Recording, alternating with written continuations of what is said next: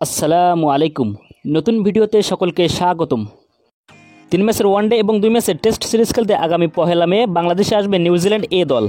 আসন্ন এই সিরিজকে সামনে রেখে গতকাল শনিবার 26 এপ্রিল প্রথম 2 ওয়ানডের জন্য বাংলাদেশ এ দলের স্কোয়াড ঘোষণা করেছে বিসিবির ঘোষিত বাংলাদেশ এ দলে জায়গা পাননি ওপেনার সৌম্য সরকার।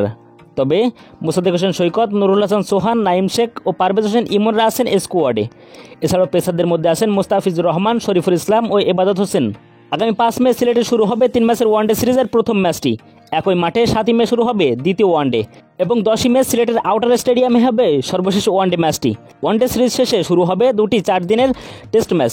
14 মে সিলেটে শুরু হবে প্রথম টেস্ট ম্যাচ। এরপর ঢাকা মিরপুর শেরেবাংলা জাতীয় ক্রিকেট স্টেডিয়ামে 21 মে শুরু হবে দ্বিতীয় টেস্ট ম্যাচটি। তো বন্ধুরা, চলুন এক নজরে দেখে নেওয়া যাক নিউজিল্যান্ড এ দলের বিপক্ষে কেমন হলো বাংলাদেশ এ দলের চূড়ান্ত one day squad. Number 1 Enamul Haque Bijoy, opening batsman. Number 2 Parvez Hossain Emon, opening batsman. Number 3 Mohammad Naim Sheikh, opening batsman. Number 4 Mosaddek Hossain Saikat, batting all rounder. Number 5 Saif Hasan, one down batsman. Number 6 Mahidul Islam Ankon, wicket keeper and batsman. Number 7 Yasir Ali Rabbi, middle order batsman.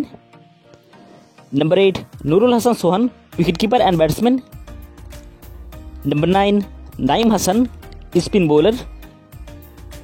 Number 10 Nasum Ahmed, bowling allrounder. Number 11 Tanvir Islam, spin bowler. Number 12 Rezaur Rahman Raja, fast bowler. Number 13 Shoriful Islam, fast bowler. Number 14 Ebadot Hossain Chowdhury, fast bowler. And Number 15 Mustafizur Rahman, fast bowler.